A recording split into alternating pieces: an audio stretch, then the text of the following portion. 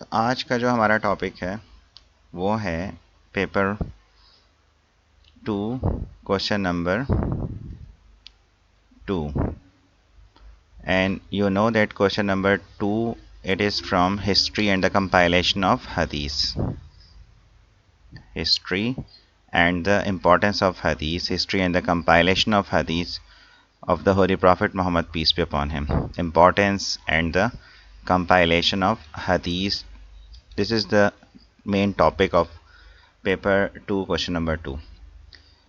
First of all, हम आज की क्लास में फोकस करेंगे what about the structure of हदीस.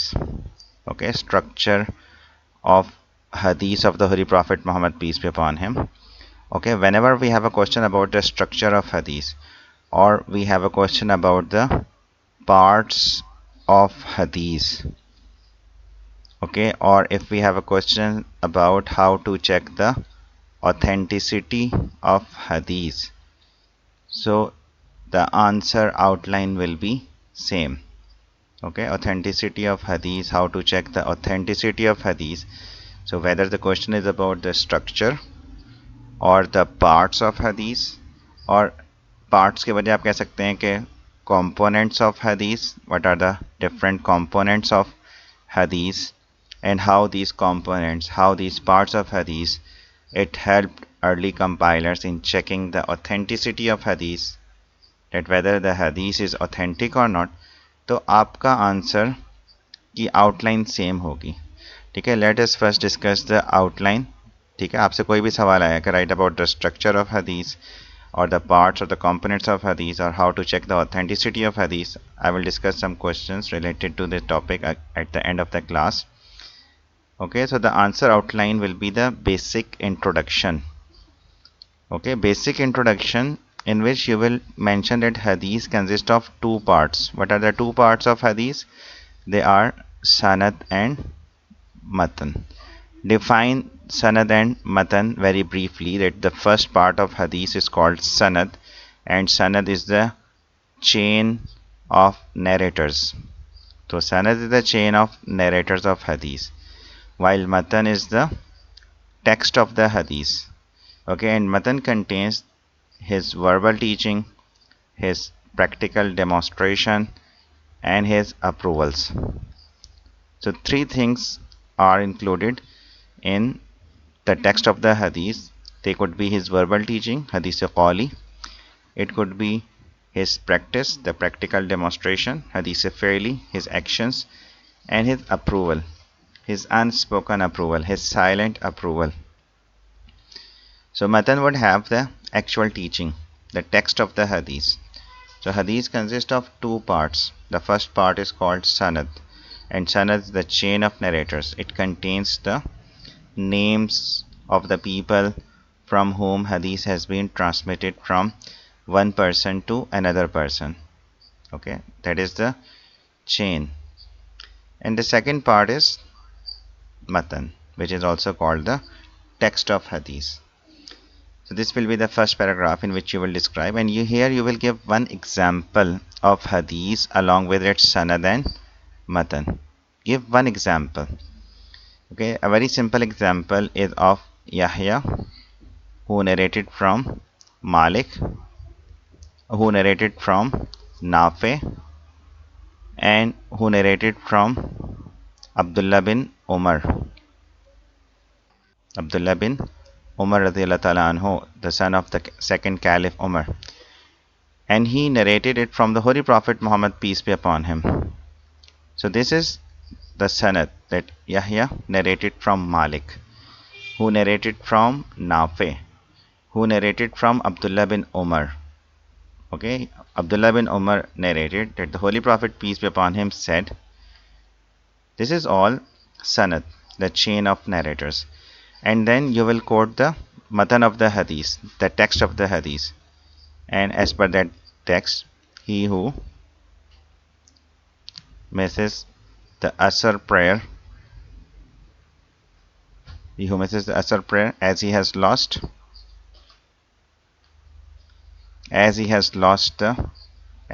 lost his family and property, as he has lost his family and property. So this is about the text of the hadith. This is the text. This is the actual saying and the actual teaching of the Holy Prophet Muhammad, peace be upon him. So this is the way you will describe the parts of hadith. You will explain these parts of hadith in this way. That hadith, it is of two parts. First is sanad, second is Matn, which is the text. Afterwards, you have to make two more paragraphs. Okay, second paragraph will be about sanad in detail. Here you will describe the principles. Okay, you have to describe the principles, the rules of checking sanad and matan. Such rules are known as usule riwayat. They are called usule riwayat, the rules of narration. Okay, the principles of narration, usule riwayat, the rules. Rusul means rules, the principles. And we will discuss in detail what are the rules for checking sanad. Okay, let's first we will see it from here. Okay, पहले हम देख लें कि first paragraph हमारा कैसे बना. ठीक है, मैंने आपको बताया कि फर्स्ट पैराग्राफ में आपने बताना था you have to give a basic introduction of hadith structure. ठीक है, hadith consist of two parts, दो पार्ट्स होते हैं. ठीक है, and the first part is called sanad and the second part is called matn. ठीक है, उसको आपने डिस्क्राइब और here you have to give it an example कि Yahya, who narrated from Malik, who narrated from Nafi, who narrated from Abdullah bin Umar radhiyallahu anhu, that the Holy Prophet said. This part is called Sanad. And the second part, which contains the teaching of the Holy Prophet, is that he who misses the Asr prayer, as he has lost his family and property. Okay, this is the simple example. Another example, there is another example, but here if you are able to learn and memorize the names, तो इसका text आसान है. ठीक है, तो इसमें हमारे पास first name is Muhammad ibn al Muthanna, who reported it from Abdul Wahhab, who narrated it from Abu Qilaba, and who narrated it from Malik, that the Holy Prophet, peace be upon him, said. So there are four narrators. Okay, Muhammad ibn al Musanna, from Abdul Wahhab, from Abu Qilaba, from Malik, that the Holy Prophet, peace upon him, said, pray as you see me praying. So the text is simple, but the names are a little bit difficult. अगर ये याद हो सकते हैं तो आप ये वाली मेंशन कर दें. अगर ये नहीं तो इसमें नाम आसान है. याह्या है, मालिक है, नाफे है, and Abdullah bin Umar. Again there are four names, four narrators before the Holy Prophet Muhammad, peace be upon him. Fine.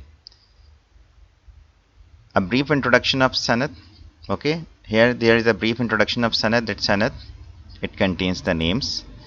Okay, it is called sanad, and the plural is isnad, asanid. Okay, what is the meaning? The meaning is to support, because it is the authority of checking the authenticity of hadith. This is how we can check the authenticity of hadith, that whether the text that has been narrated to us, it is authentic or not. And Muslim scholars, they had invented a different science. Okay, such principles have been invented by them to check the authenticity and reliability of the hadith of the Holy Prophet. One such principle is called Asma'ur Rijal. Okay, what does it mean? It means the biographical accounts of the narrators of a hadith. Their complete life history has been recorded in such books, which are called Asma'ur Rijal. So Asma'ur Rijal are those books which contains the detailed account of the narrators. Their biography, unki complete life history is there mentioned in these books. These principles are called riwayat and dirayat. Okay, the rules of riwayat, narration. Okay, and dirayat are usually related to the text of the hadith. So these methods through which the hadith authenticity is checked are called usule riwayat, the principles of riwayat and dirayat. What are the rules that are to be checked in sanad? This will be the second detailed paragraph of your answer. Okay, what should be the quality and what are the rules for checking the sanad? That all narrators should be Muslim, okay, adult, and that is why the narration of a child or an insane person is not acceptable. It is not authentic, because hadith narrated by a child, he is unable to understand the importance of what he or she is narrating. In the same way, an insane person is not able to narrate and learn actually what he had heard. So his तो वो जो लोग हैं वो वैसे ही वो जो है मरफूल कलम होते हैं, मतलब they are not answerable. So such people are not answerable. So they whatever they will say and whatever they will narrate, that is not reliable and authentic. So that person should be a adult Muslim, sane Muslim. Sane मतलब जिसकी अकल ठीक है और जिसकी समझ काम करती हो. ठीक है, बेवकूफ़ की या किसी पागल दीवाने की हदीस एक्सेप्टेड नहीं है. ठीक है. So a hadith narrated by, okay, they all must be adult, they all must be Muslim, and each and every narrator must be known for these three or these four qualities. Her narrator में ये चार qualities का होना ज़रूरी होता है. They must be known for their knowledge, their piety, their memory, and their trustworthiness. Each and every narrator must have these qualities. ठीक है, हर नरेटर में ये चार qualities you have to mention कि हर narrator, each and every narrator must be known for these four qualities: knowledge, piety, memory, and trustworthiness. Okay, they should be that much truthful that they should have never told a lie throughout their life, and they should have never committed a major sin, and they must had avoided the minor sins. ठीक है, they should be truthful. They should never had told a lie, कभी जिंदगी में झूठ ना बोला हो, and they should have never committed a major sin, किसी भी वक्त कभी भी कोई बड़ा गुनाह ना किया हो, और they must have avoided the minor sins. Then their hadith and narration would be considered authentic and reliable. Otherwise, a hadith narrated by these people could not be accepted. And the chain must be complete. It must not be broken. It must go back to the Holy Prophet Muhammad, peace be upon him, through a chain of reliable narrators. Okay, so this hadith, okay, the chain must go back to the Holy Prophet through a continuous chain. Okay, they are connected with one another without any break, and no narrator should be missing. If there are four narrators, they must be connected. Okay, so the chain break nahi honi chahiye. Otherwise, it will not be considered authentic. And that is the reason that dates of birth and death of each and other individual overlap. Okay, narrator 1, 2, 3, 4, 5. So 2 must have met the person 1 and 3. Their time period must be overlapped. Their ages must be overlapped at some point. Some years are must be overlapped. Okay, with those of the person before and the person after him. They must have met the person from whom they had listened the hadith, they had received the hadith, and they must have met the person to whom they had narrated the hadith. Their time periods must be overlapped with one another, with those before in narration and the person after in narration. So then their hadith, then the chain will be considered complete. Otherwise, the broken chains are not accepted in hadith, and such a hadith are not considered authentic. So they must have met the person who was before him in time, and he must have heard him relating the hadith, and he must have also met the person after him and had related and narrated the hadith to him. Then that hadith is considered authentic. That is the detailed criteria of checking sanad. I hope it is clear. Checking sanad, how to check sanad. Then the third paragraph will be about matan. So as I told you that first of all हमने उसका देखा का introduction क्या था. So सनद के अंदर हमने देखा कि how you have to describe the detailed criteria of checking sanad matan. List the rules of all these criteria, these principles that we have to check in sanad. Okay, you have to write it in a continuous paragraph. Okay, it must be continuous. आपको सारे points को mention करना है, and you have to write it in a continuous paragraph. In the next paragraph, you have to write about Matn, the text of the hadith, and here you have to describe the principles of and the rules of Matn or the text of the hadith, and they are called Usule Dirayat. As I told you earlier, that what are the rules of checking Matn or the text of the hadith. Okay, let's see that how they check the Matn and the text of the Hadith, since it is related to the text. So text must be the exact words of the Holy Prophet Muhammad, peace be upon him. It should be in the pure Arabic style of the Holy Prophet Muhammad, peace upon him, that he used to use at that time, since he was the most perfect Arab and he was the most eloquent person of his time. So the wordings must be of the time of that time, and it must be of that the level of the Holy Prophet Muhammad, peace be upon him. ठीक है, वही अंदाज, वही wording, वही चीज़ें. So it must report the exact words of the Holy Prophet, what he has said or did. Fine. And it must not contradict Quran or other authentic ahadith of the Holy Prophet Muhammad, peace be upon him, and the other the historical facts or the laws of nature. कुछ criteria इस तरह से हैं कि because this is not possible that how the Prophet, peace upon him, would have said against the Quranic verse or such ahadith which has already been taken as authentic ones.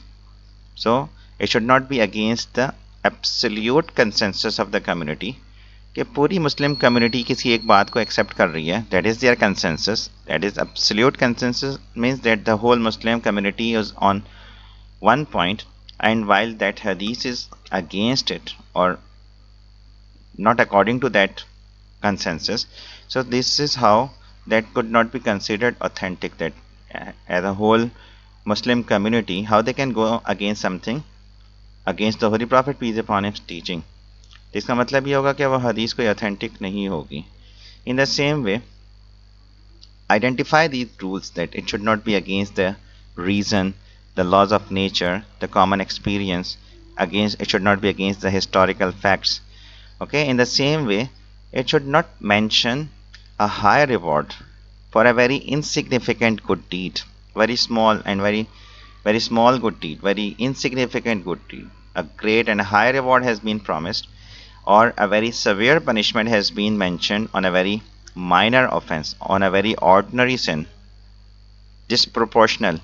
Okay, such a hadith which are disproportional to their deeds, okay, reward or punishment disproportional to the deed, are could not be considered authentic ones. Such a hadith could be the weak ones, okay, because there is a weakness in it. Because in the later years after the death of the Holy Prophet, peace upon him, some people, they started fabricating. Their intention was good, in order to motivate the people towards the right path, to bring them on the right, to bring them towards right, ठीक है, उनको सही रास्ते के ऊपर लाने के लिए वो क्या करते हैं, उन्होंने इस इंटेंशन से लोगों को मोटिवेट करने के लिए इस तरीके से अहादीस बनाई कि लोग सही रास्ते की तरफ आ जाएं, गलत काम से बचें. तो उन्होंने क्या किया, they have invented several ahadis which are so that people would they would be able to gain their attention, or people would come towards the right path. So such type of ahadith are circulated during that time. So scholars, muhaddisin, they had objected. Yes, we can identify some examples at the end, and we will share some examples. I will share some examples with you, but you have to particularly mention examples of authentic ahadith, and when we will write about the types of ahadith. So here you can just mention these rules in general, that it should not mention an incident, that it should not mention a high reward for a very insignificant good deed, or a very severe punishment for a very minor offense. Okay, and in the same way, there is another rule, the basic rule, that it should not be against the basic Arabic grammar or the style of the Holy Prophet Muhammad, peace be upon him, that is not relevant with the Holy Prophet. Okay, in the same way, it should not level any accusation on the Prophet, peace upon him's family or his companions.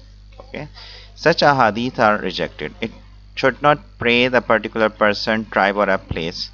And one more thing that you can identify, that it should not mention an incident which, if it had happened, would have been known or reported by the other people, while that incident was not reported by anyone except the particular reporter.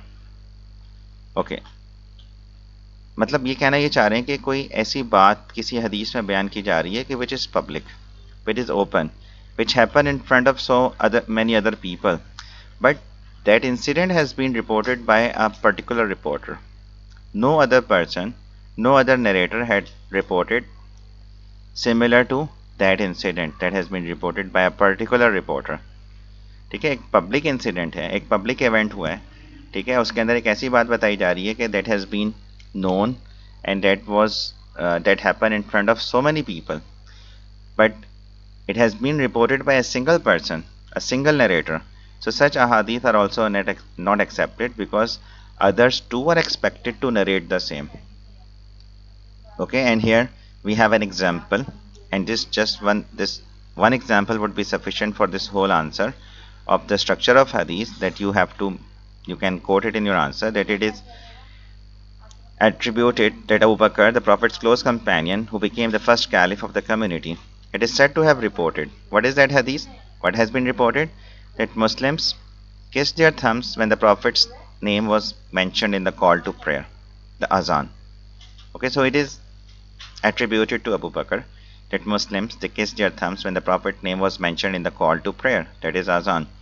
Why the scholars and why muhaddithin they had rejected, and why they have not accepted it as an authentic hadith?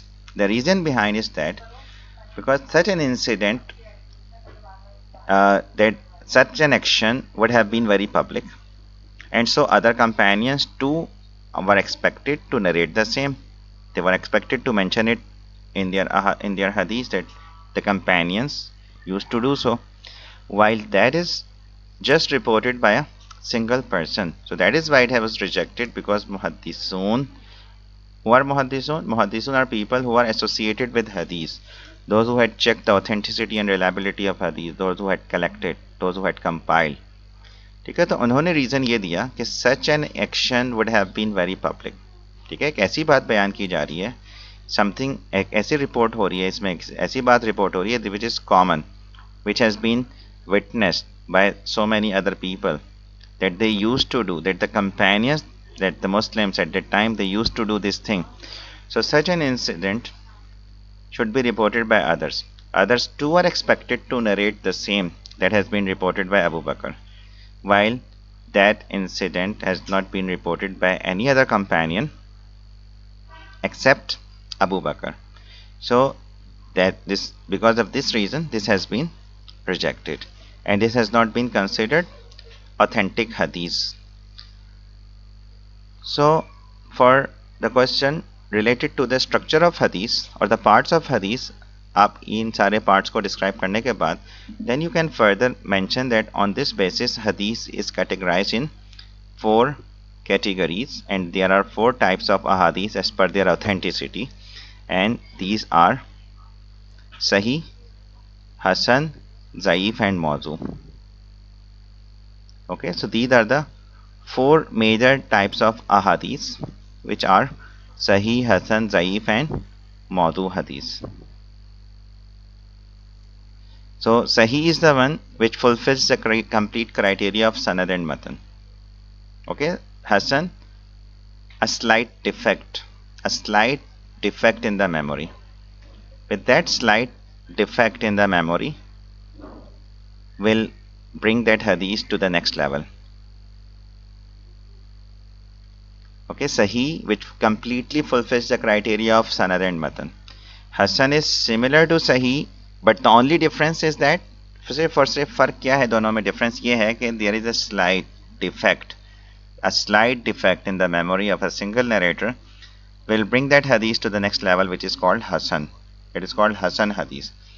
Zaif hadith is a weak hadith which has major defects. Okay, weakness in its sanad or matan is a zaif hadith. ठीक है, जो हमने criteria mention किया sanad का और matan का.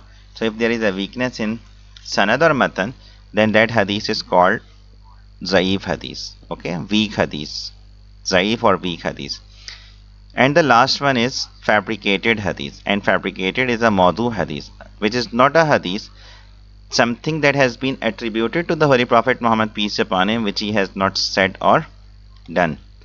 Something that has been attributed to the Holy Prophet which he has not said or done, it is called fabricated hadith. I hope it is clear. So at the end you can briefly describe these types of hadith. तो जब भी structure of हदीस का question आएगा या parts of हदीस का question आपसे पूछा जाएगा तो आपने उसमें आंसर इसी तरीके से डेवलप करना है.